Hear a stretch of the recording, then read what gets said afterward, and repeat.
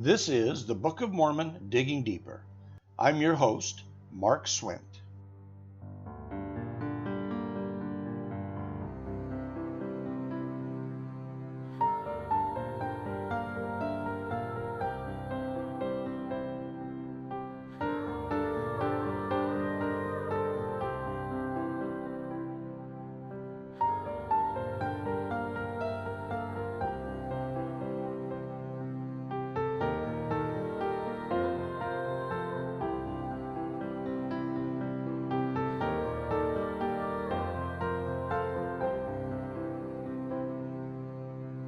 Here's a fun fact. Gold is very heavy. Did you know that 1 cubic foot of gold, that would be 12 inches by 12 inches by 12 inches, weighs 1,206 pounds, or 17,704 troy ounces? And just for fun, at $2,030 per troy ounce, the price of gold now, that cubic foot of gold is worth just under $36 million. I watched the very entertaining movie The Italian Job, starring Mark Wahlberg and Charlize Theron and Edward Norton, and it was a great movie, very well done, except for the part where they're loading stacks of gold bars into the backs of Mini Coopers. Now, just estimating here, but it looked like they each had at least 5 or 6 cubic feet, which would have been somewhere around 6,000 pounds or 3 tons. Now, I think Mini Coopers are cool little cars, but I doubt they could carry 3 tons and careen through the streets of Venice as the movie showed. To be fair, the script addressed the weight issue and told us that the cars were modified to carry the heavy load, but still, I think they overdid it just a little bit. Now, as I said, gold is very heavy. By comparison, a cubic foot of aluminum weighs just 106 pounds. A cubic foot of iron should be very heavy, and it is. It weighs 491 pounds, but still only 1/3 the weight of gold by volume. And even lead only comes in at 709 pounds, or just 58% of the weight of gold. And the weight of gold is an issue in this discussion today. For centuries, people studied and practiced the art of alchemy, which included an effort to learn the art of turning lead into gold. On the periodic table, they were very closely related. Of course, their efforts were always futile, but there were always a number of charlatans and con men who nevertheless fooled the public into thinking they could turn lead into gold. Even Sir Isaac Newton spent a great deal of his time trying to create gold from lead. Chemically, they're very close, but messing with the atomic nuclei, which is what you would have to do to add protons to the nucleus, that's very difficult. And in those days, people didn't even know about the nucleus. Anyway, you get the point. So, it's no surprise that criticism should arise concerning the story of the plates from which the Book of Mormon was translated. Initially, criticism of the book was based on its content and the fabulous stories contained within. And we have covered much of that criticism in past episodes, especially early on when the Book of Mormon was the only book to claim an Egyptian origin for some of the events and civilizations in Central America. However, over the last almost 200 years now, an increasingly impressive body of archaeological and anthropological evidence has come out to lend ever more support to its original claims. Because of this, vocal criticism of the content of the Book of Mormon has largely died down. The things spoken of in the book are proving to be true and authentic. So where then to turn one's criticism, or dare I say hatred, of and for the book to be placed? Well, here it turns out that the very existence of the golden plates themselves is a good place to start. So first, let's hear Joseph's description of them. As recorded in the History of the Church, Volume 4.537, Joseph Smith described the plates thus. He says, "These records were engraven on plates which had the appearance of gold. Each plate was 6 inches wide and 8 inches long, and not quite so thick as common tin. They were filled with engravings in Egyptian characters and bound together in a volume as the leaves of a book, with 3 rings running through the whole. The volume was something near 6 inches in thickness, a part of which was sealed. The characters on the unsealed part were small and beautifully engraved, and the whole book exhibited many marks of antiquity in its construction and much skill in the art of engraving. The description and those dimensions given would put the plates at approximately 288 cubic inches, or about 0.167 cubic feet. According to the calculations we just did a moment ago, that should put the weight of those plates at just over 200 pounds if they were pure gold. And that, critics argue, would have made it impossible for Joseph to carry the plates home while evading the men who were lying in wait to take them from him. Oddly, a knowledge of or belief in the existence of the plates was never an issue in Joseph's day. It seems many people, both friendly and nefarious, were well aware of their existence, and a number of schemes were devised to get them from the prophet.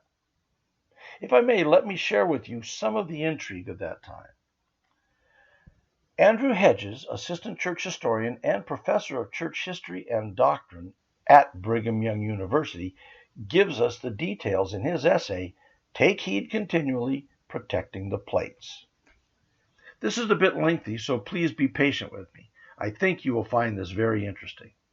He says, speaking of a warning given by Moroni himself to Joseph Smith in the beginning, the angel of the Lord says that we must be careful not to proclaim these things or to mention them abroad, for we do not any of us know the weakness of the world, which is so sinful, and that when we get the plates they will want to kill us for the sake of the gold, if they know we have them.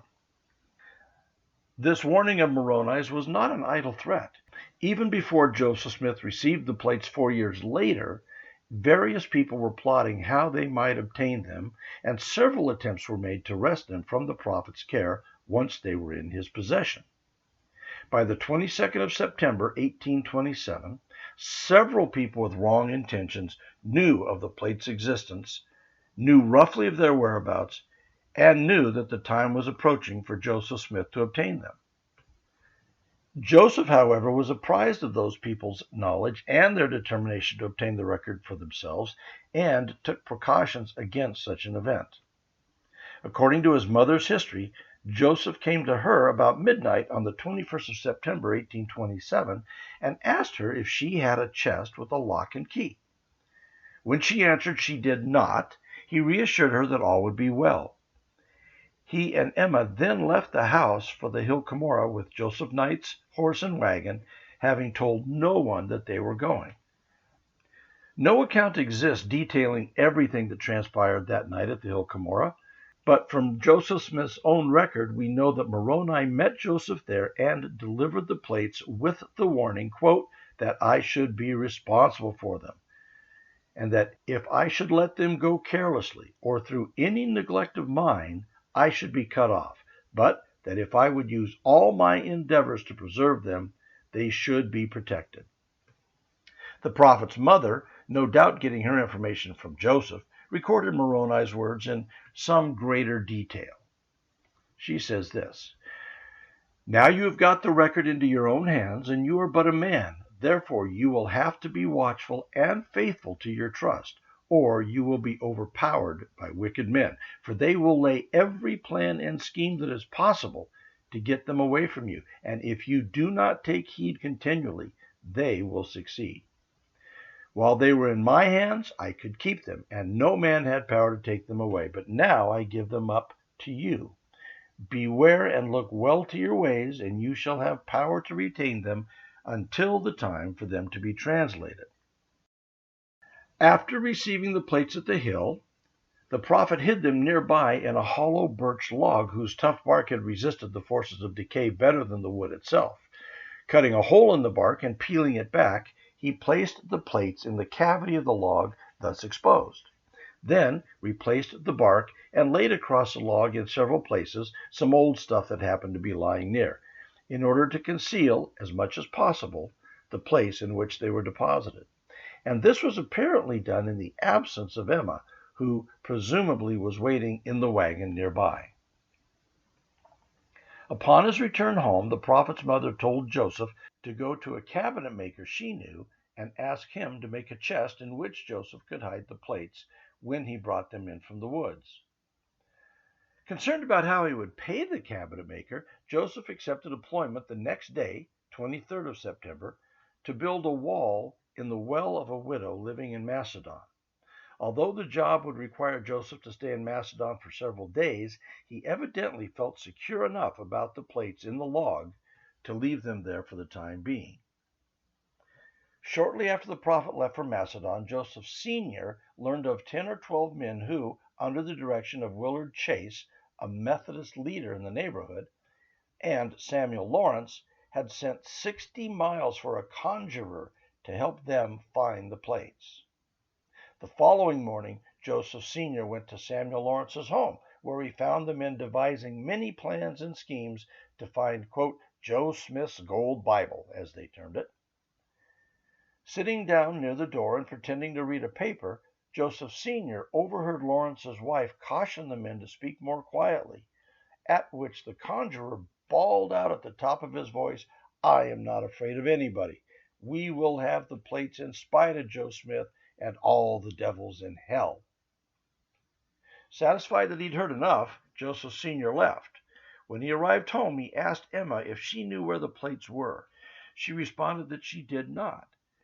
Joseph Sr. then reported what had occurred at the Lawrence home, and Emma offered to ride to Macedon and tell her husband of the men and the conjurer, to which Joseph Sr. consented. Meeting her husband at the widow's well, Emma related everything to him, to which the prophet responded, according to his mother, that the record was perfectly safe for the present. Joseph nevertheless accompanied his wife home to the Smith farm, where he made preparations to immediately retrieve the plates from the log. After reassuring his father, who was pacing back and forth by this time, that all was well, Joseph asked Hiram to have a chest with a good lock ready by the time he arrived home with the plates. The prophet Joseph Smith apparently went to retrieve the plates immediately after arranging for the chest with Hiram. Considering all that had already transpired that day, it must have been well after noon by the time Joseph removed the plates from their hiding place in the log. And once they were out of the log, Joseph wrapped them in his linen frock and started for home along the Canandaigua road, the record tucked under his arm.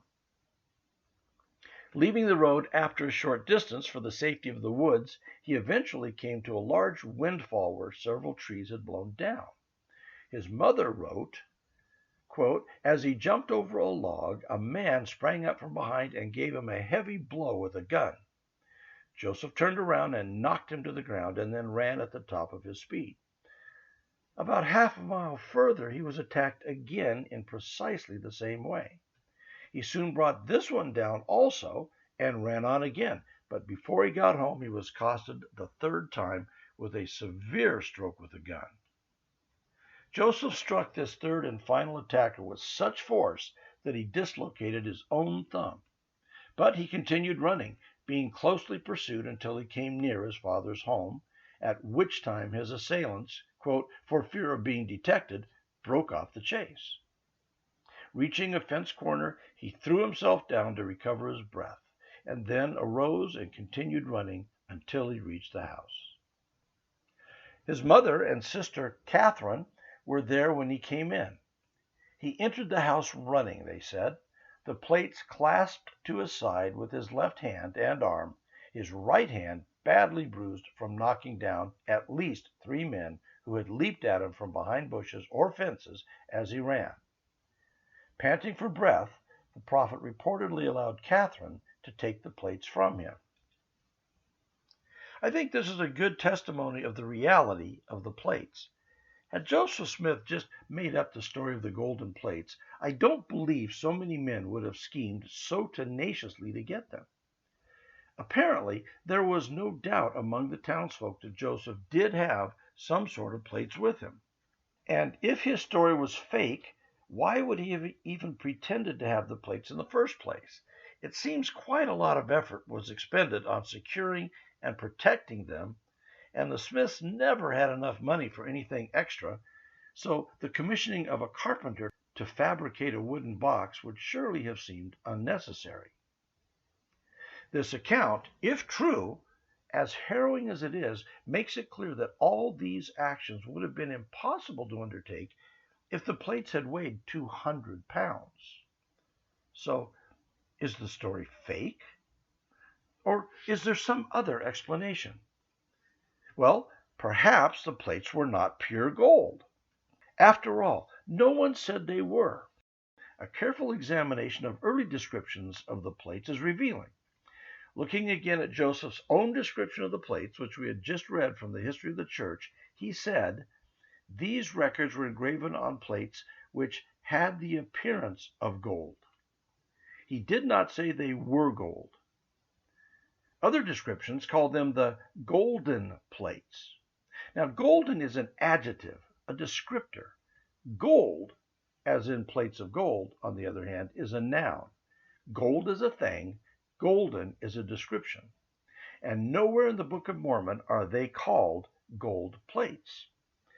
The only scriptures to talk about plates of gold is in Mosiah chapter 8 and also Mosiah chapter 23, I think it is, the same verse basically, speaking of the 24 gold plates that Limhi's people found while searching for the lost city of Zarahemla.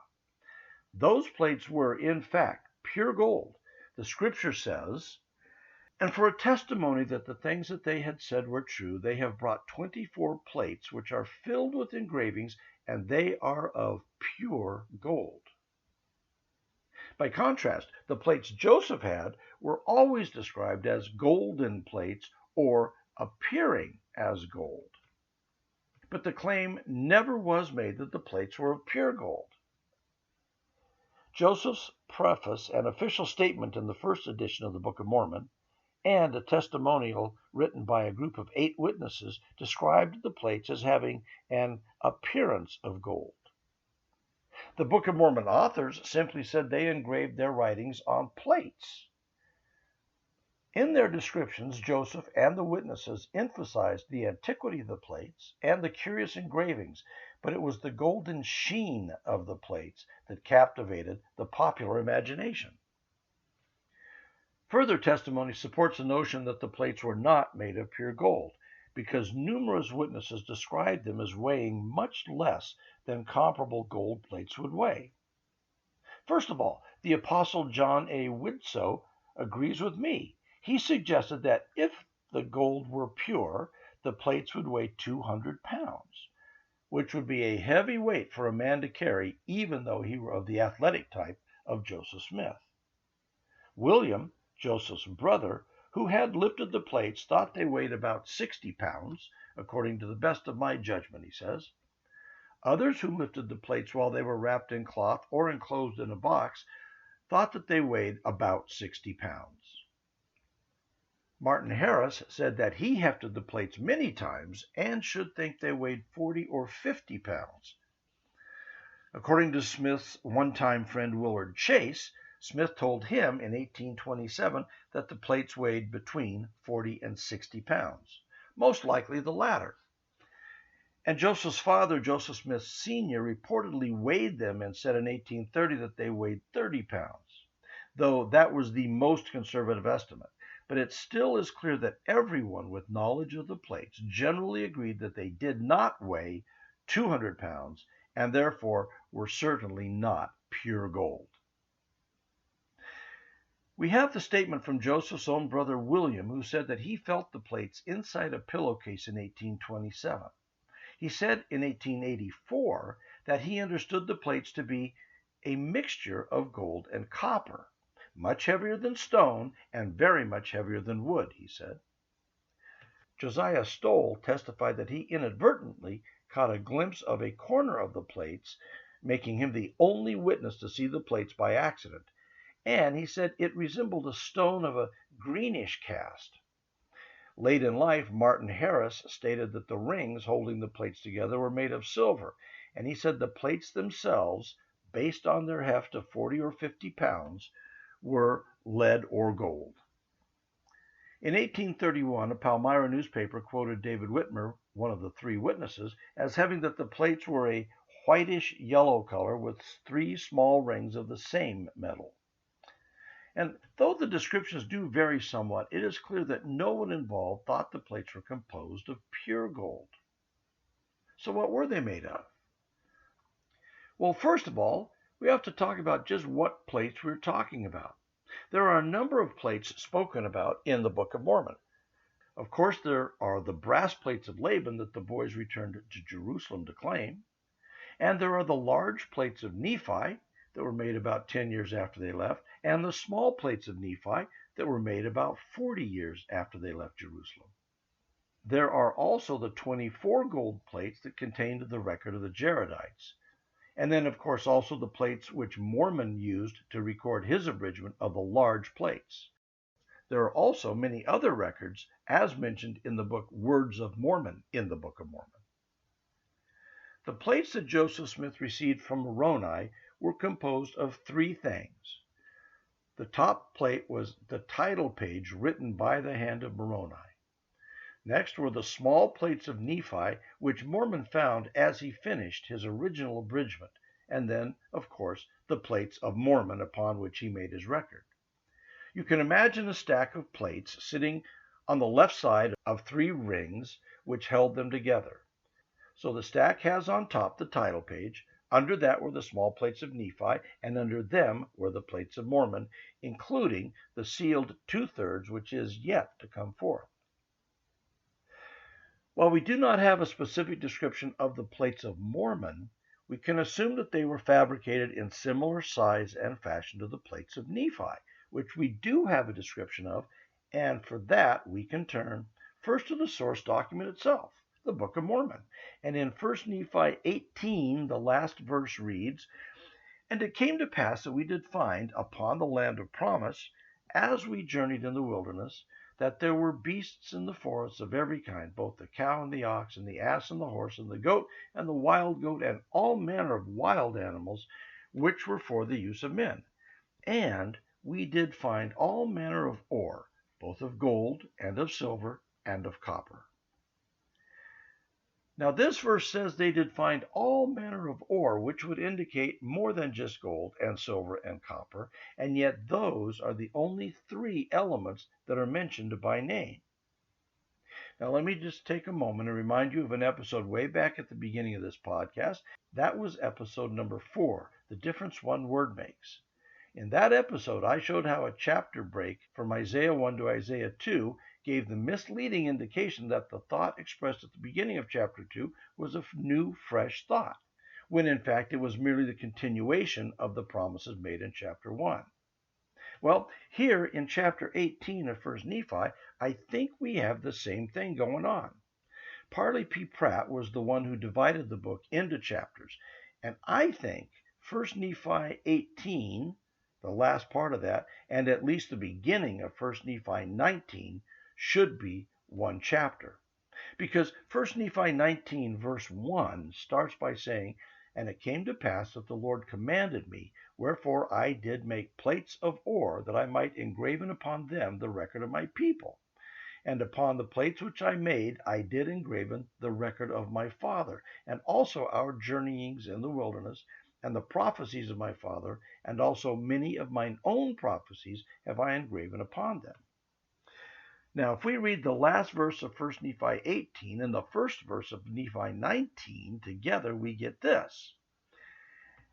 "And we did find all manner of ore, both of gold and of silver and of copper. And it came to pass that the Lord commanded me, wherefore I did make plates of ore, that I might engraven upon them the record of my people." See the connection there? In this continuous thought, Nephi says, "I did find ore of gold and silver and copper, and the Lord commanded me that I should make of that ore plates upon which I could record the prophecies of my father." Now, I don't think that's too much of a stretch, do you? Well, is there any justification to think that the plates might have been made of gold and silver and copper? In Joseph Smith's time, probably not, but my how times have changed. You may recall that originally people mocked the very fact that Joseph claimed the book had been written on metal or metal plates at all. No one had ever heard of such a thing. And then archaeologists began to find metal plates. One of the first and the oldest is probably the Byblos syllabic inscriptions dated from around the 18th century BC from Byblos on the Phoenician coast.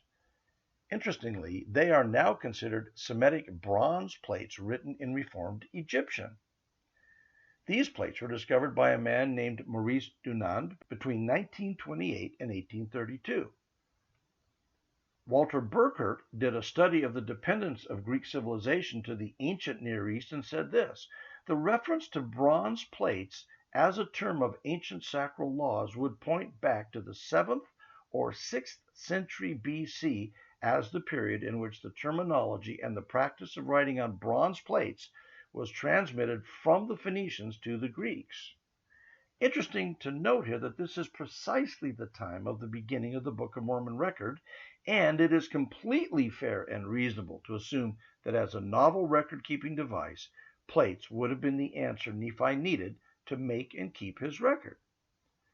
Besides, Nephi had already seen metal plates when he retrieved the brass plates of Laban, and in fact, Burkert agrees with me. He says this is precisely the time when the Book of Mormon claims that there existed similar bronze plates which contained the ancient laws of the Hebrews, the close cultural cousins of the Phoenicians. The brass plates of Laban contained the Torah, or the Old Testament as far as it had been written, which was up through Isaiah, but not including Jeremiah, who was the current living prophet at the time. And an interesting aside here, also from Burkert, he said this: Joseph Smith wrote that the title page of the Book of Mormon is a literal translation, taken from the very last leaf on the left-hand side of the collection or book of plates, which contained the record which was translated. In claiming this, which was and still is completely opposite from the way books are printed in the Western culture, Joseph was actually giving legitimacy to the book by having it follow the ancient practice of subscriptio, which connects the layout of later Greek books with the cuneiform practice, i.e., the indication of the name of the writer/author and the title of the book right at the end after the last line of text. Anyway, back to the primary subject. Today, there are literally thousands of examples of metal plates with inscriptions and writing on them, not only in the Near East, but also in Mesoamerica. Too many to mention, in fact. And what do you suppose those plates are made of? Well, you see, one of the problems with pure gold is that it is very soft and malleable. Thin plates of gold would have been difficult to write on and to preserve without bending or deforming. So it would have only made sense that some sort of alloy metal would be added to do the trick. The problem is that most metal will corrode over time. This includes all the common metals: copper, silver, tin, lead, iron, etc. Gold, however, does not corrode, not over 100 years, not over 1,000 years. It seems the answer might be to alloy gold with a sturdier metal. And here we can thank the Spaniards, and in fact the Spanish conquistadors, who first encountered an alloy of gold and copper that they called tumbaga. In 1992, approximately 200 silver tumbaga bars were recovered in wreckage off Grand Bahama Island. They were composed mainly of silver, copper, and gold, plundered by the Spaniards during the conquest of Cortez, and hastily melted into bars of tumbaga for transport back across the Atlantic. Such bars were typically melted back into the constituent metals in Spain. In its raw form, this tumbaga did not particularly look like gold, but it had a unique quality. It turns out that tumbaga can be treated with a simple acid like citric acid, lemon juice, if you will, to dissolve the copper off the surface. What remains is a shiny layer of nearly pure gold on top of a harder, more durable copper-gold alloy sheet. There's a name for this process. It's called depletion gilding. And in my research, I found that tumbaga could be made of varying proportions of copper and gold, or copper and gold and silver. But a good mix was approximately 80% copper, 15% silver, and 5% gold. Now, if I draw you back to the beginning of this episode, remember I said that some early criticism was about the impracticality of having pure gold plates because they would have weighed 200 pounds? And remember that I said that early witnesses made guesses as to the weights of the plates that placed that number anywhere between 40 and 60 pounds?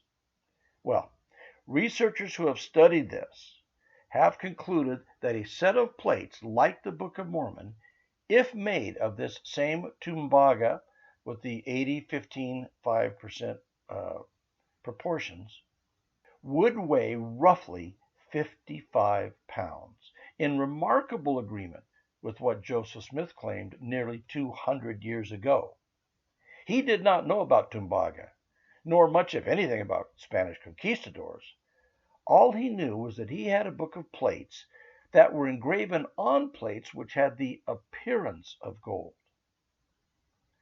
Being that tumbaga seems to have been rather ubiquitous throughout the whole early history of Central America, I think it is perfectly reasonable to assume that the plates of Mormon would be composed of the same thing, and in the same manner as the plates of Nephi, both the large and the small. I find it amazing that, like so many other things in and about the Book of Mormon, here again we find an obscure issue, in this case the weight and composition of the plates, and once again we find that if we look deeply enough, there really is no issue at all. Joseph always seemed to tell the truth about what he was doing and what he had seen, without exaggeration. He never embellished, and as a result, after the passage of many years, the things he said which might have been confusing at the time are proving to be accurate. He must have known that if he lied, that lie would one day be uncovered. Instead, he bore this testimony: I had seen a vision. I knew it, and I knew God knew it, and I could not deny it. It seems he lived his whole life following this ethic. He never tried to explain away things that were hard to understand. He never shied away from any assignment the Lord gave him. He was true to his word and to his God, and we are the richer for it. I am so grateful for Joseph Smith and the truths he restored to the world. I'm grateful for the fullness of the gospel he ushered back into the world, and I will try to do my best to spread his message as far and wide as I can. If you would like to read further on this subject, which is very interesting, I think, may I suggest the following resources: The Book of Mormon and Other Hidden Books, Out of Darkness into Light by John A. Tvednes, that's Tvedtnes, Doubled, Sealed, Witnessed Documents from the Ancient World to the Book of Mormon by John W. Welsh, Ancient Burials of Metal Documents in Stone Boxes by H. Curtis Wright, and Ancient Writings on Metal Plates, Archaeological Findings Support Mormon Claims by Paul R. Chessman. I hope you enjoy them. I'm Mark Swent. Thank you for listening.